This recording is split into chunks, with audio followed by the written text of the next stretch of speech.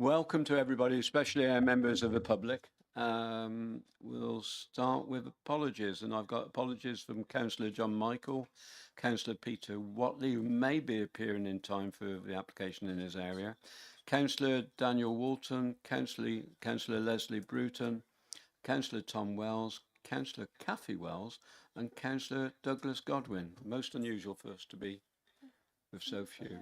We've got some feedback somewhere there, or whatever. Right, have we any declarations of disclosable or pecuniary interest or any other disclosable interest? No, none being indication. Confirmation minutes of previous meeting. Any comments on those? No. Can I take a proposer, David? Thank you. Barbara seconding, thank you. All in favour, can you say aye? Thank you. Right. Too often, too long. Right. Chair's announcements. The office, no specific announcements apart from the introducing the officers to you. On my immediate left, Simon Jones, our development manager for the Northern area. Next to him, Lee Walton, our case officer. Next to him, on my extreme left, is Chris Lewis Farley, our tree and landscape officer. On my immediate right, we have Jenny Ager. Is it Ager? Ager, right. Legal advisor. And on my extreme right, Bronwyn Tompkins. Doing well here, aren't I? Democratic Service Officer. We're supposed to, behind me, eventually, online, have Richard Bourne, Associate Director for Transport Planning. Like everything else, the county council seem to fire everything out these days, so he's the highways expert. That is it. Apart from that, there is no update report this time, is there? No. So we're on to land at OS 8077 6974 at Astley. Lee, you're on. Thank you, Chairman. I was expecting Highways to attend via Teams this evening, but at the moment doesn't appear to be online. But I'll run through my presentation and we'll see if they arrive. Mr. Chairman, if we are supposed to be having Highways, shouldn't they either be here or online before the application starts? I would have thought, to be honest, being they're just an expert witness, as long as they're there for us to question them.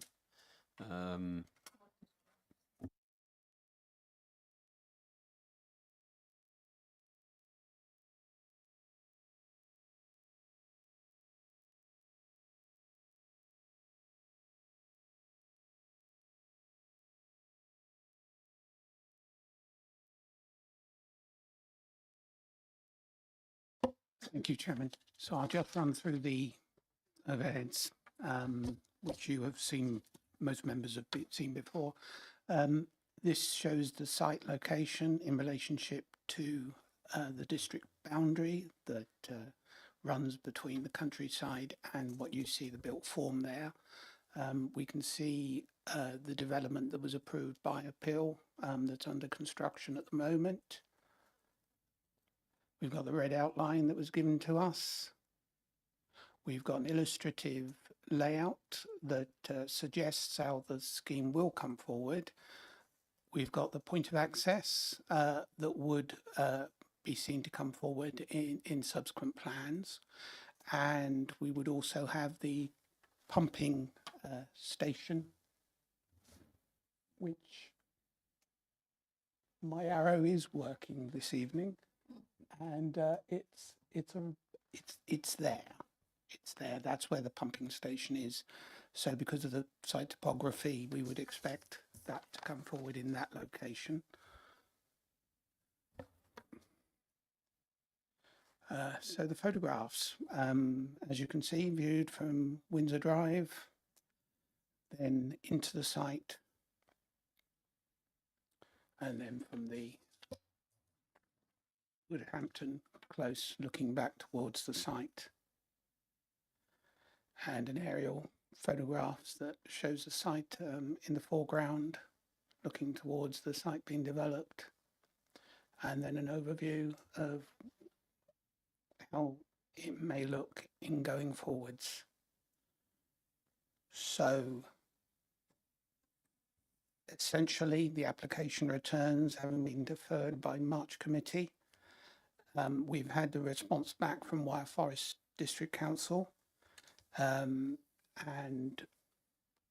Highways had said that they would attend, but we will see.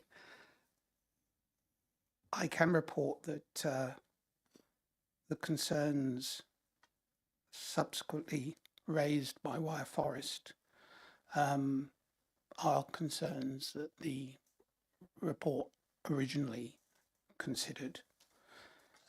This did, however, result in further consideration being given to the biodiversity, and there was a second biodiversity net gain baseline that was agreed. This involvement has seen the slight rewording of some of the conditions that came forward before. And it also means that we have, as part of the proposed legal agreement that would be secured for off-site delivery of BNG as a result of the site not being able to provide it on-site. So the the committee report is updated that reflects that engagement, and I can report that the recommendation remains unchanged, which is to approve. Thank you, Chairman. Thank you kindly. We've no parish council representative. I'll remember that thing one of these days. We've no parish council representative. We've objector Veronica Clare. Would you like to take the seat and start your 3 minutes? Sit down, yeah. Please. Yeah.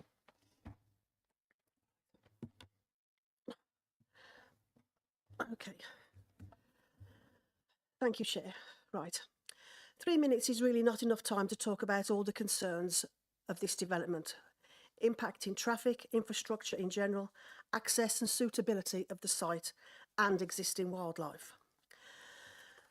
Malvern Hills District Council's Heritage Consultant's response of the 13th of May stated that this proposed development should not have an adverse effect on the character and appearance of the area.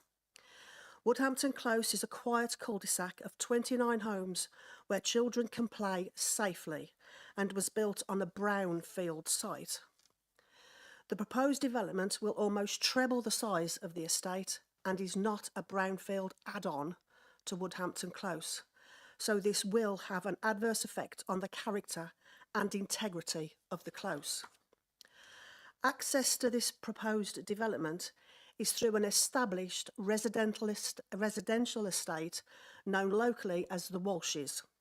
Construction traffic will have to manoeuvre between parked cars, tight turns, before they even get to Woodhampton Close.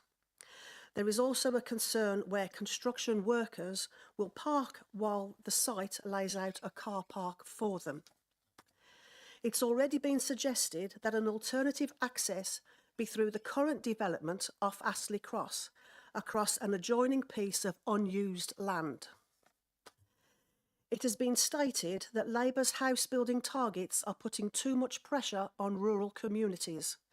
Starport is a prime example of this.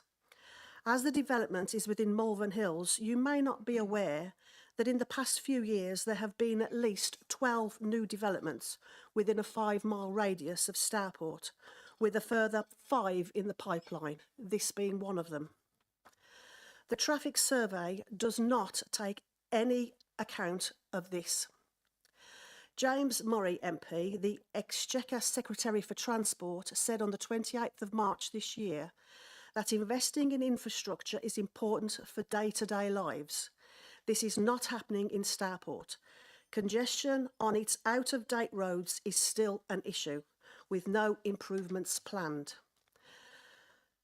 The site is also home to an abundance of wildlife, badgers, deer, pheasants, etc. not forgetting Britain's only venomous snake, the adder, where people have been bitten in the past. The impact of this development will not be felt by Malvern Hills, but by Wyre Forest, especially Stourport. Thank you. Right, we now have the applicant's agent, Alistair Russell of Stonebound Properties. Again, you have 3 minutes. Thank you.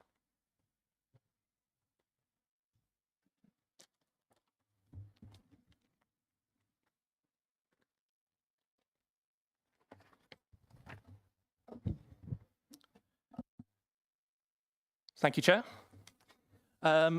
Councillors, let's be clear, Stourport-on-Severn is not a small village. It is a significant town. If we imagine for a moment that it joined Malvern Hills in its entirety, it would be your second largest town. It is fundamentally, undeniably sustainable. If this location isn't suitable for development, then we must ask, where is? The planning principle could not be more evident. An impartial planning inspector already approved development next door to this site. Your own officers have recommended approval. This isn't subjective, it is clear, sound planning policy. Malvern Hills is grappling with an acute housing need, a 2.6 years housing land supply against the requirement of 5. This isn't just a statistic that triggers the tilted balance. It represents real families struggling to find a stable, affordable place to call home. And the cost, both human and financial, is spiralling. Figures from your own housing team show that temporary accommodation for homelessness is costing the council £215,000 per year. That's a 114% increase in just the last 3 years. Spending is soaring and will continue to do so precisely because of a lack of appropriate affordable homes. We are offering 55 new homes, and crucially, a full 50% will be genuinely affordable housing. This isn't a vague aspiration, it is a legally binding commitment locked into the planning permission through a robust Section 106 agreement, which I have in an agreed draft right here, ready to be signed. It cannot be changed, it cannot be diluted. Stonebond address the housing need head on. Or do we acknowledge the inevitable that these 55 homes will likely simply pop up elsewhere in the district, likely in precious countryside, likely approved by a planning inspector, and where you'll almost certainly lose out on this vital affordable housing? That, I suggest, is a huge missed opportunity. In closing, this is my submission to you. 1, I hope to have established that this site is unquestionably in a sustainable location. 2, I also hope to have established that impartial, sound planning policy is to approve. 3, we have established that there are no constraints, no statutory objections, in short, no reason not to approve. And finally, we know that homelessness and temporary accommodation spending in Malvern has more than doubled in the last 3 years. We know that there are 1,220 households on your housing waiting list. And above all, we know that this problem isn't going away without action. Councillors, respectfully today, you can take action. You can support your officer's decision, approve 55 homes, half of which will be affordable homes for those local families that desperately need them. Thank you.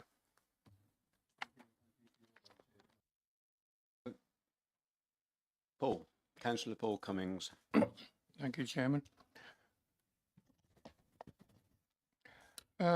Before getting to a recommendation as to whether we accept officers' report or not, I thought I would just like to summarise some of the main points in this and what I think we should consider in more detail. Clearly, this is another tilted balance exercise. The issues which I do not feel have been adequately addressed are the issue of roads, mainly the bridges across the Severn, both at Holt and at Stourport. The issue on affordable housing, which I'll come to later, and the issue about the schools in the area.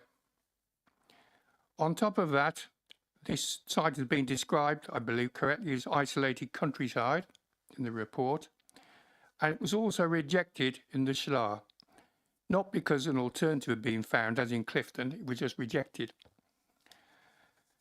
The opposite argument is the reason why I think a number of applications are going in is we don't have sufficient land supply. We are working on that obviously through the inspection, but I would like to make the comment that I hope we've learned lessons from this. We didn't from the last time we did an SWDP, And I think we need to bear in mind that we are about to scrap the two councils and set up a new one. I hope when we work on the new one, we take account of the fact that we have got into trouble on land supply now on two different occasions. I will recommend something later on, Chairman.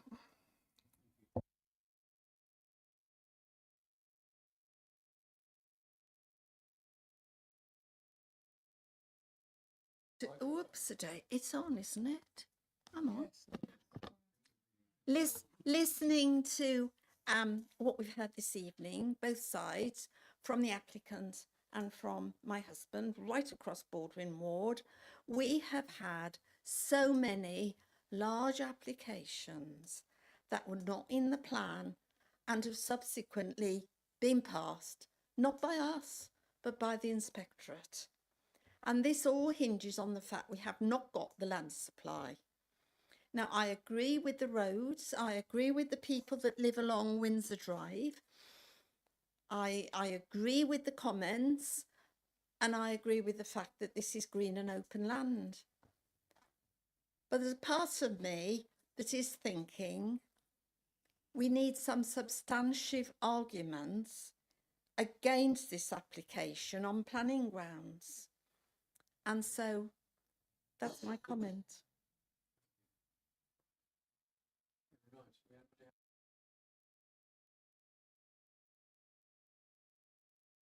Yeah, Chairman, this is like the difficult, obviously. We've been venomously protecting our villages out in the rural areas. This, I feel, is quite an urbanised area. It's very, very close proximity to Starport. So although it might be deemed as open countryside, it isn't. So open countryside is what Clifton-on-Tees, Martley, Whitley, etc. is.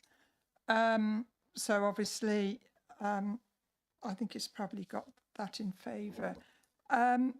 Should this application be approved, can there be a condition put on there that this house and the affordable houses are for the use of Malvern Hills residents rather than going over into Wyre Forest? It's very, very close to Wyre Forest. It's on the border, as we've all learnt this evening. So is there some form of a condition that we can actually put on there that Malvern Hills residents should have first option? I would point to the section 106 under the housing section that there is the policy of trickle down.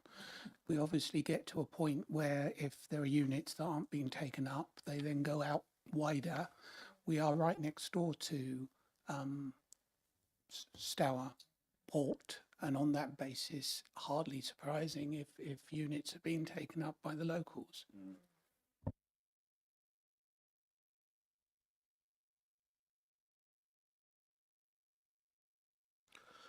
Yeah, thank you very much. Please note that there are villages that are bigger than towns as well to our applicant. And before long there'll be even more of them, because Martley will be bigger than Malvern and Tenbury Wells. It's probably as big as Upton. Kemsey is actually bigger than both Upton-on-Severn and Tenbury Wells, but that's not the point here. I thought that a housing needs survey was supposed to be done. I know it was discussed at the last time this came before us.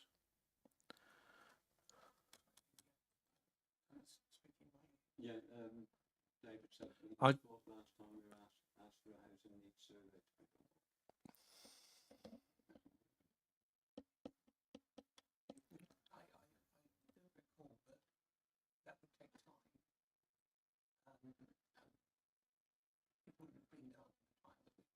Well, that's what I couldn't understand, you know, sort of thing, and I expected as well highways, certainly Malvern and certainly Wyre Forest to be here.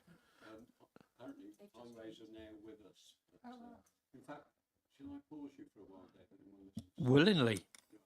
Willingly. Highways in.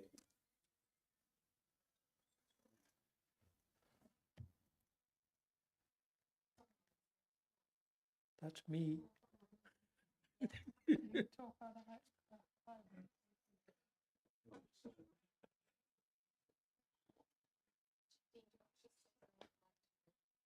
Right, yes. Richard, can you hear us? Oh, I need I can, Richard, can you hear us?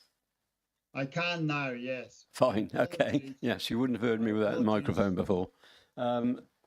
Right. Lee, would you like to... I don't quite know what we're asking Richard at the moment, specifically.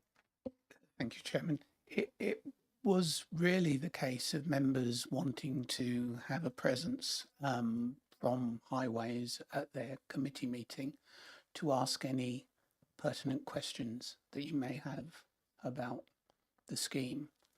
Reference has been made in the past to the bridge and etc. So this is an opportunity to put your questions.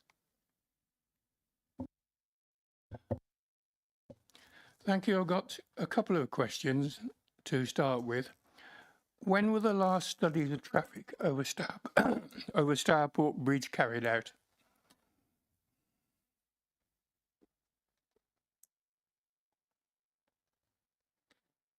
You wish me to answer that just now? Yes, please. Right. Well, first of all, apologies for being late. I've just come back from holiday and had IT issues in terms of my laptop following an update. In terms of the bridge in the centre of Stourport, the county is fully aware that it suffers from significant congestion. I can tell you that there has not been a transport study undertaken for Stourport. Within LTP4, there is an action to undertake a Stourport transport study. And while some minor active travel assessment has been undertaken, no wider transport assessment has been commissioned by the County Council yet. Thank you. Can I also ask the same question when the last traffic study of Holt Bridge were carried out?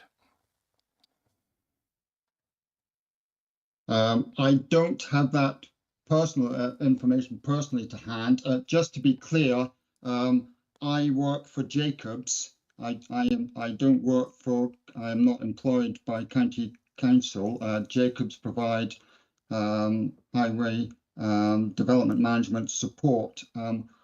So I can't. I don't have that specific information, but I suspect it will be similar in that there has not been a wider transport study undertaken on in that respect. Thank you.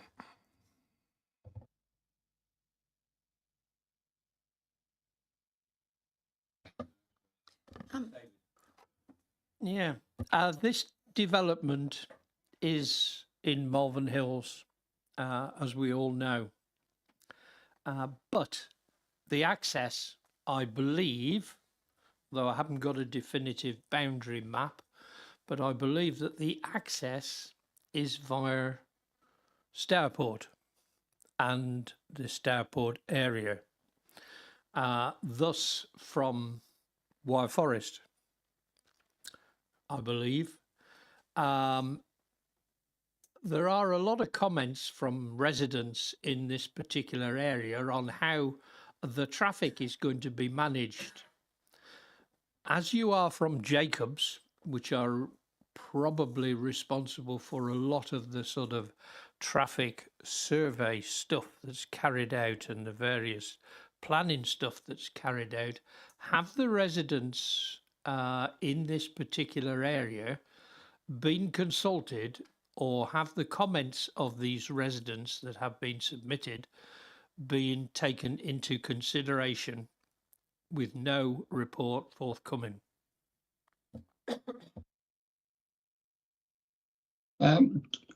as I said before, Jacobs provide highways traffic management support to county. So what we do, we're past planning application consultations from the local planning authority. So we review planning applications in from a highways perspective. We reviewed the supporting information that was provided by the applicant. They provided a transport assessment that was reviewed along with all the other supporting information, and then a recommendation with regard to the application was made and formally submitted to the local planning authority. It is not for Jacobs or the county council to consult with the local community as part of a planning application. We are responding as a statutory consultee to the local planning authority. We do, as part of the assessment of a planning application, we can review some of the comments that have been that are made public on the planning portal from residents and others, and if there are any particular pertinent points, we might take that into account. But usually we make our professional and technical judgment based on the supporting information that's provided by the applicant in terms of the proposal. Thank you for that. I'd just like to come back if I can. I'll ask Lee a question first if I can. Did Wyre Forest do a response at all? They have given us a response, yes. And that's fed into the report. Thank you. No further question to Richard then. Thank you, Richard, for attending. At least you managed to come. And thank you. Andrew, have you got a question for Richard? Yes, please. Funnily enough, I had to go across the bridge through Stourport today, and I had to queue. It was heavy traffic going through the town over the bridge. So it is a problem, and that was at midday today, so nothing particularly special. Am I right in thinking that some years ago a second crossing was actually proposed for Stourport downstream from the present bridge? And of course, traffic has increased since then. I should be grateful for a comment on that. Thank you. I can't comment on that, I'm afraid, as I'm personally not aware of that and haven't been involved if there was some sort of study on that. I'm not aware of a Stourport transport study that might have considered a second crossing from colleagues. But I would say in terms of this development, it is a relatively small one. The transport statement considered the volume of traffic that might be generated during the AM and PM peak periods, which is the standard assessment period.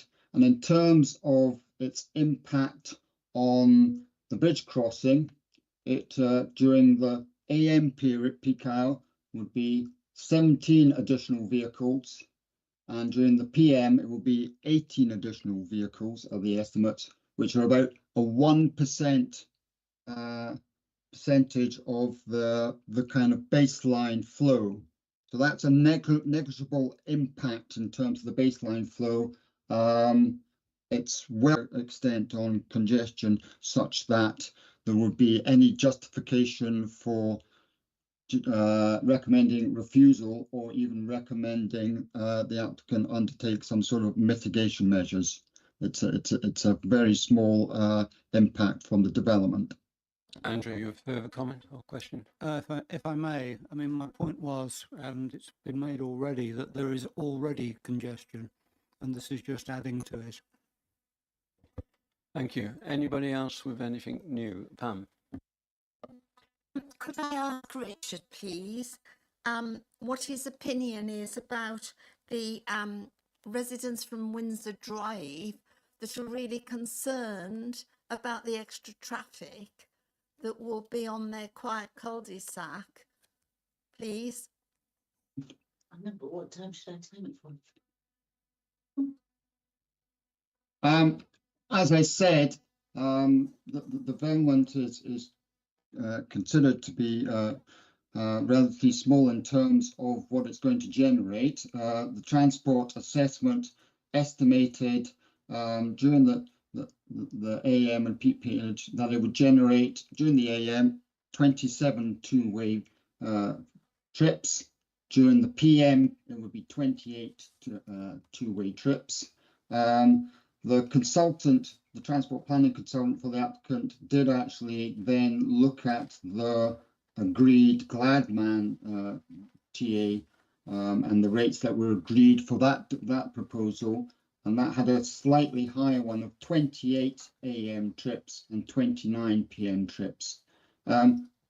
That is a relatively small number for transport assessments. There's a kind of general rule of thumb that if during a particular period, if the level of traffic, two-way traffic, is 30 or below, that is considered to be a minor impact.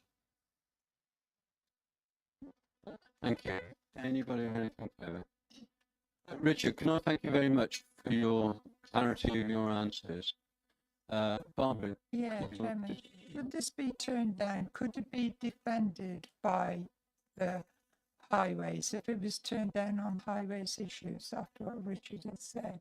I mean, what's the officer's opinion? No, thank you.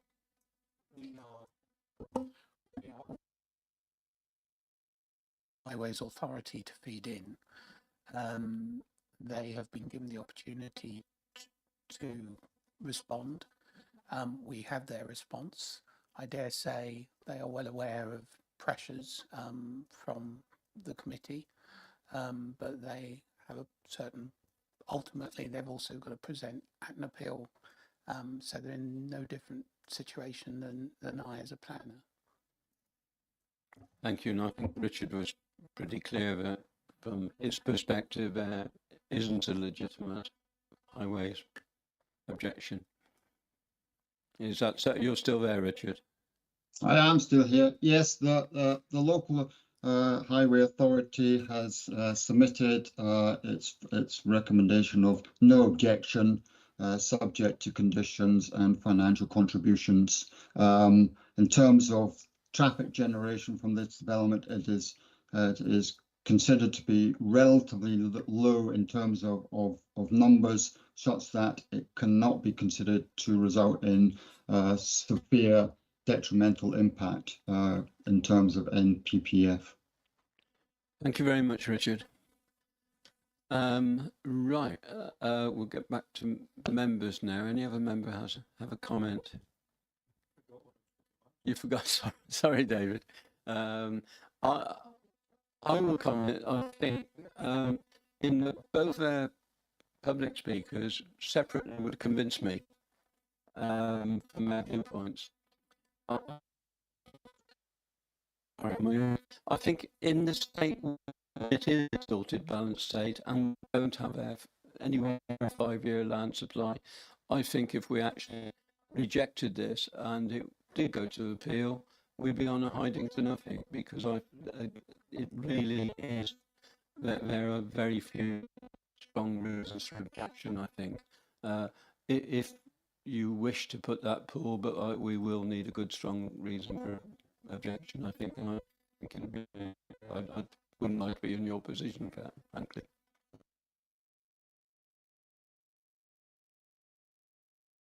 Thank you. I believe there are 4 basic reasons why this should not go ahead. First of all, there's the issue of the draft plan and Islay countryside, which is entirely outside policy. Then we come to the issue we've just been discussing, that of roads. As a background to this, about 4 years ago, I think it was, all the parish councils in the previous Woodbury and the Baldwin ward, which is almost the same as the new Baldwin ward, put their contribution into the public consultation that sites should not be put in the plan until roads had been properly looked at. The response was, yes, we'll look at it. Well, I'm still waiting 4 years on. And I dare say there'll be a few more. And taking the figures we've just been given now, whereby 55 houses is an extra 1%, if you take the other developments that have either just been completed or in the pipeline in that area, I reckon it comes out about over 20%. Pearl Lane will be the same as this one. The Snipes will be 3. Red House Lane, should it go through, will be another 3. And this one as well is 1. So that's 8 on that basis. And also the application at Larford Lakes to convert that into houses. It is likely, whether they're converted to houses or not there, that they will be used as houses, as often happens with caravan parks and other similar things. So on top of a 17% increase in traffic in our district, our area, we have another 329 being built in Wyre Forest, all of which are in exactly the same situation with transport. And shouldn't forget the 100 houses in Great Whitley, because that's going to take a lot of people as well. So we're looking at in excess of 20%. I think that to go ahead without properly considering that 20% on a cumulative basis, I think is extremely short-sighted and extremely unreasonable for the people who live in the area. Yes, some of the increase will go to Holt, but that has its own problems as well, particularly as they're going to build several thousand houses north of Worcester, on top of other applications in Holt and Hallam. So I believe that there's every reason why we should be able to turn down it on the issue of roads, because proper account has not been taken as to the growth from all these applications. The second point is that of schools. I note on this application there is a 65,000 transport requirement under Section 106 agreements, which suggests very strongly pupils are going to go to Chantry. No one's asked Chantry if they can take all these people. We've got, again, if I add the ones alone, there's 600 houses being built in the area here before we even have the 150 in Martley and the ones in Clifton as well. There's a lot of school children in that number, and I really think the county body who deal with schools should be addressing that as well. The third point is that of affordable housing, which was referred to by the agent earlier on. According to the report, the requirement in the current catchment area is 5 houses. 27 are being built in this application. 100 are being built in Great Whitley. Martley has 150, I believe. And it's a lot more we're building. Now, I know the argument is that we should be considering the whole of Malvern Hills, and I accept that as being a reasonable argument. But we also, in our policies, don't like people transporting in private transport. So how are the residents of these, I'm guessing it now, certainly going on for 100 houses, going to get elsewhere in Malvern Hills, even assuming they want to come up to this end of the district? There's minimal public transport, which only takes you a limited way anyway. So effectively, we are building houses to satisfy Wyre Forest's affordable housing requirement, if it's not built themselves. They haven't done it themselves, which I'm not clear about. And so the argument of affordable housing needs to be considered on a more area basis as to whether people will move there, whether people can move there. As I mentioned earlier on, we have another issue, that of the land supply, and I made my comments on how I hoped that would be looked at as the councils progress to their new organisations. But it has to be said that it's 4 years late. It's the district and the county who should have been pushing it through, and they haven't. And exactly the same thing happened when we put the SWDP in the first place. So I do think we need to learn from it now. When I consider all the main points for objection, I have to consider that in many cases on that, the expert, being in many cases various bodies of the county, are not giving any evidence to us to turn them down on those grounds. And that concerns me greatly, because I would assume we'd have to go to appeal should we turn this down. And we lack the expert backing. All the people can see it who live around there. But unfortunately, that doesn't count when it comes to planning decisions. So I have to consider that the situation in that area, at the moment, 155 houses were approved on appeal directly next to this site.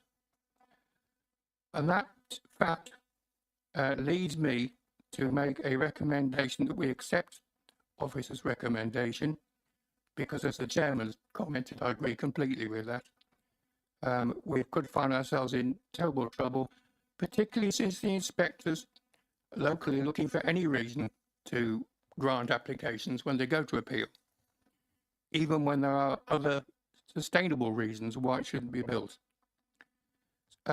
Having said that, I believe we need to look at some conditions a bit further as to how we deal with them. Wild Forest, with their contribution now, have made some interesting conditions on page 9, which they would like to see in there.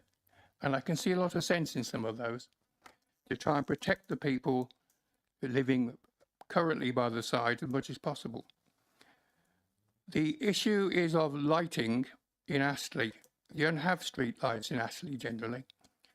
And I know we're going to have a look at it in the future, but I think that ought to be taken account as one of the criteria that is considered when we look at it. And finally, this biodiversity off-site. It seems incredibly strange to me that you build large estate in a rural area, and then you get the biodiversity offset in the countryside that surrounds it, which you've half destroyed anyway because you built the first one. That is total nonsense to me, and I'd like to see some condition whereby we can change the current situation we're in and cover that area as well. So I will propose we accept officer's recommendation with extreme reluctance. My hand is behind my back being twisted hard. But that we do look at those 3 areas when it comes to conditions. Thank you, Chairman.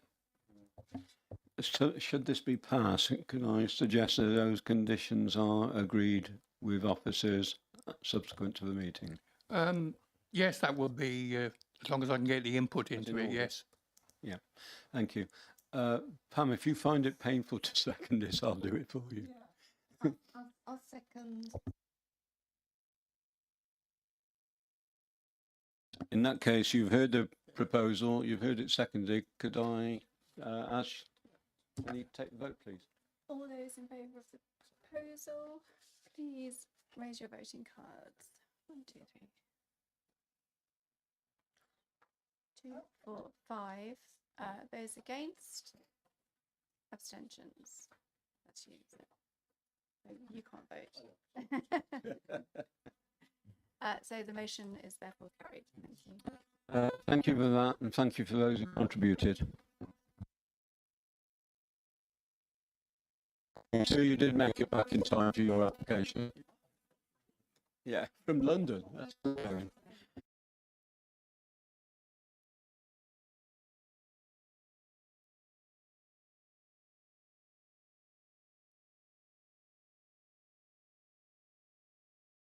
this for the public time to retreat if they so wish. The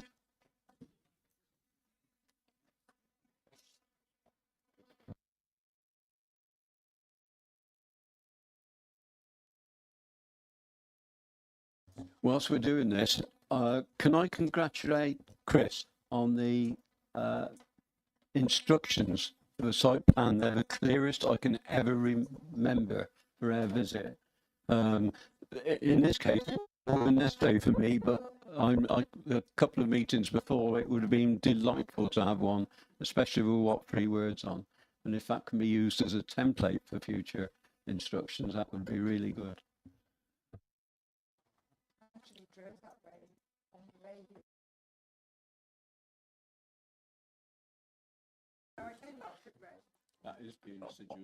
On that point, Chairman, it's our intention to do that. To roll that out for all site visits.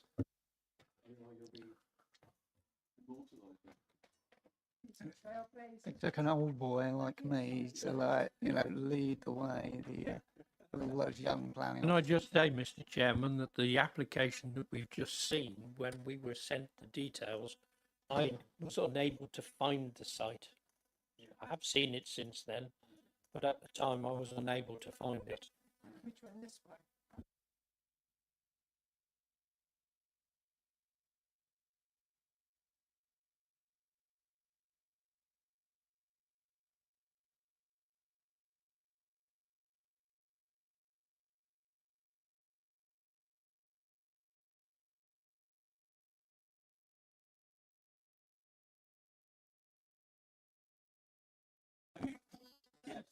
Well, I was going to make a statement about Peter not being here, but I really congratulations all the way back from London on this, Peter. Thank you. Chris, go on, I think. Okay. Thank you, Chairman. This report, Provisional Tree Preservation Order 79 to 2025.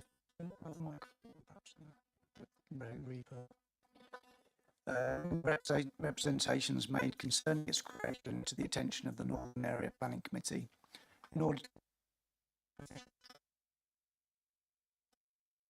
permanent. Today, at the request of the committee chairman, following his discussions with one of the Alfric, Lyme, Rushwick ward members, Peter Watley, the next presentation was worth Peter's mouth. Seeing as he's here today, then I don't need to do that. This TPO covers a number of trees, including 2 blue cedars, 4 birches, 1 eucalyptus, and 3 red maples. There is a typo in the committee report which says there are 2 red maples.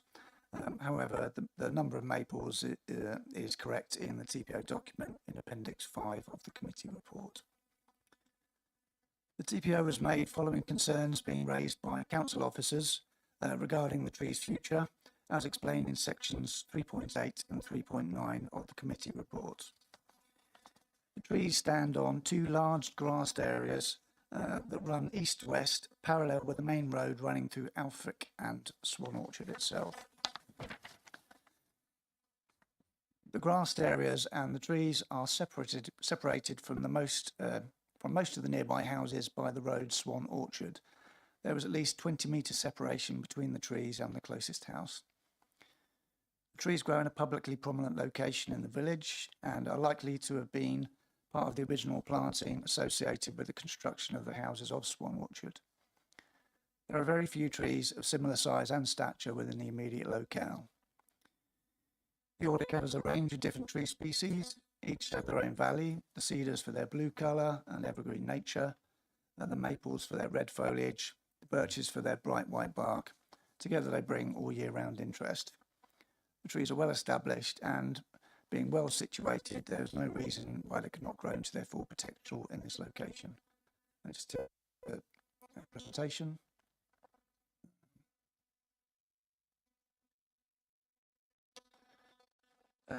Location map.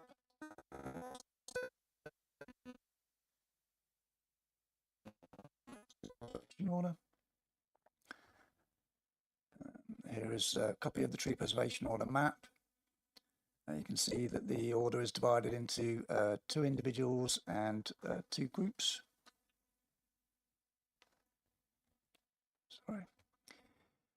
This is a view from the main road running through Alfric looking west. At the extreme right of the image is the eucalyptus mentioned in the report, and I'll talk about that later.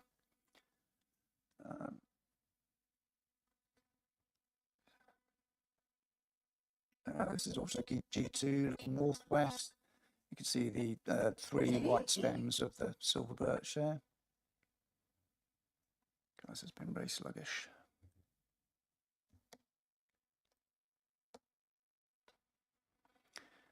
T2 and G2 looking east. T2, that's the red tree there. G2 is the ones in the background there.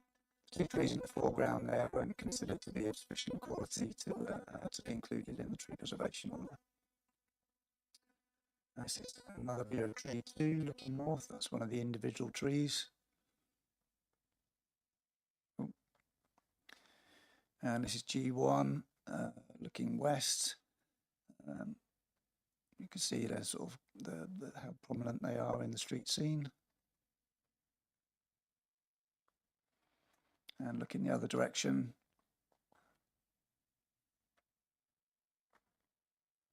And this is T1, which is at the northern end of the group. And this again, look, T1 looking east.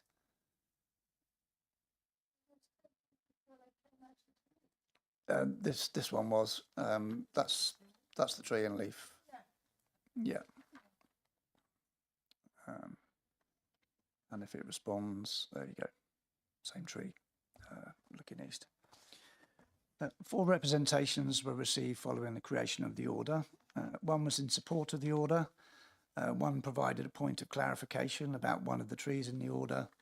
2 objecting to the order. Copies of the representations are included in full as appendices to the committee report, and their contents are addressed in sections 3.15 to 3.38 of the committee report. As mentioned in the report, this site has been on your officer's radar for some time. As such, the decision on which trees to include in the order was based on photographs taken of the site in 2023. As was brought to your officer's attention in one of the representations, the eucalyptus currently included in tree group G2 is no longer there. For this reason, it is your officer's recommendation that the order is confirmed, but confirmed subject to modifications, which is excluding the eucalyptus. That's the end of my presentation, but I'm of course happy to answer any questions the committee has. Thank you. Thank you, Chris. Peter. Thank you, Chair. I hope this is working. Yes, I think so. Chair, councillors, I wouldn't normally bring something like this to committee, but there's a specific reason. Our officer has produced an absolutely impeccable report and has performed exactly in accordance with the delegations that we as councillors have given to him and his colleagues. So I have no issues with that at all. However, there's a problem within that process in that councillors have 21 days to respond to the officer, but members of the public may come in beyond that process at that time, theoretically.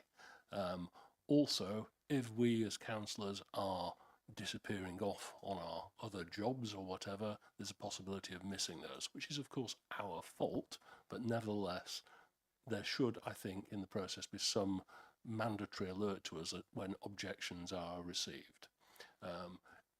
This is here because it's important that we be seen to be operating democratically and that those who have objected to this have had a voice. Now, I actually do have an opinion on this, and with your permission, sir, I shall express it now I'm here. I didn't expect to be originally. I think we should support the proposal to make this permanent because these are valuable additions, in my view, to the landscape around Alfric. They preclude it looking more and more like a suburb rather than a village. That is the proposal that I intend to make. I'm hoping that someone will second it, but I of course wish to hear anyone who is to a contrary view so that those who have objected to this have their day in the sun. And that's all the reason we're here. And I again thank Chris for his diligence on this. It's appreciated. Thank you. Barbara? Yeah, Chairman, the site visit was quite well rather supported, really, wasn't it? I think there was about four of us. Yeah, yeah, and it's well worth going on a site visit. So yes, I would like to second Councillor Watley's proposal. Well, I'm reminded to, yes, in support. What people has got to bear in mind is that, which we learnt at our training only a few weeks ago, that is not necessarily set in stone. If there was ever a problem with the tree and it's got a TPO on, I mean, obviously, you know, it can sort of come back. You know, the applicant can sort of come back with a report to, you know, to have works done on it, etc. So I therefore is minded to second Councillor Watley's proposal. Thank you. Thank you. It's just something that came up when we were talking about it then. These were built, or these trees were obviously planted, I would imagine, when this development was built. Was there a covenant put on these trees or anything?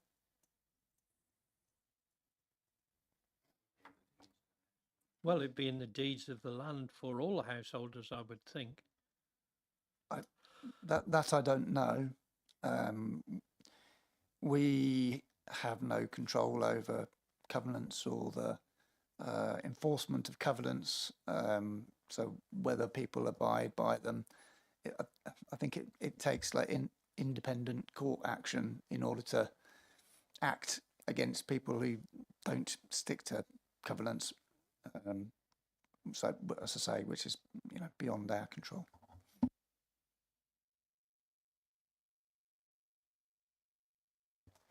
I was just going to add to that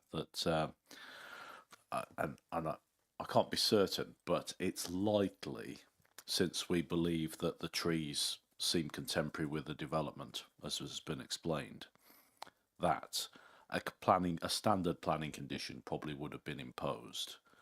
And for many years, the standard condition has only afforded protection for a limited period to cover new planting, usually for 5 years after it's planted.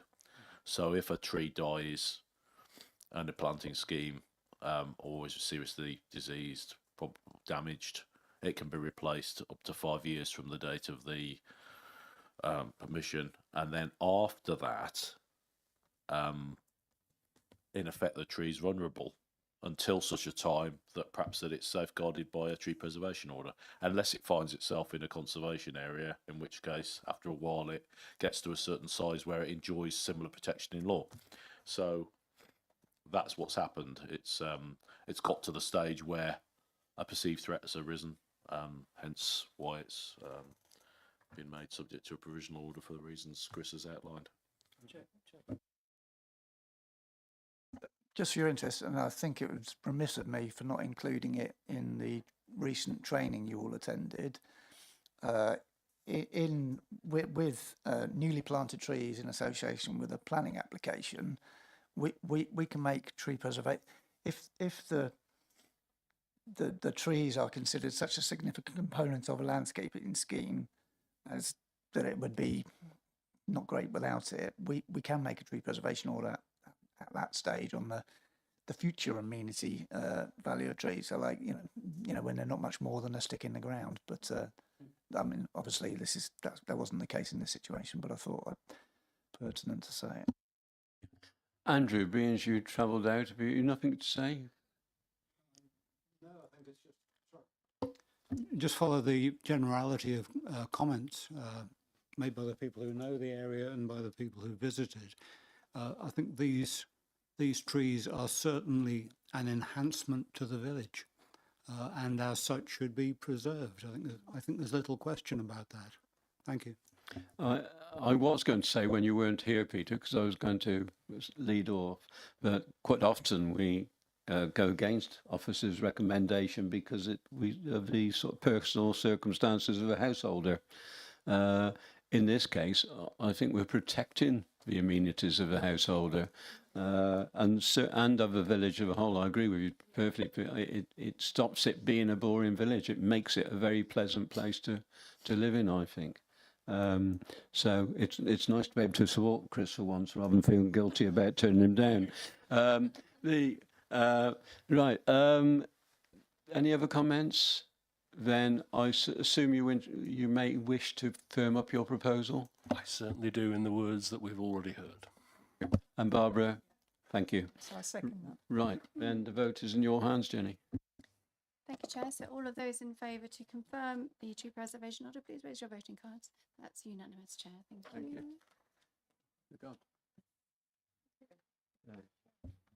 Thank you for that. It's courageous.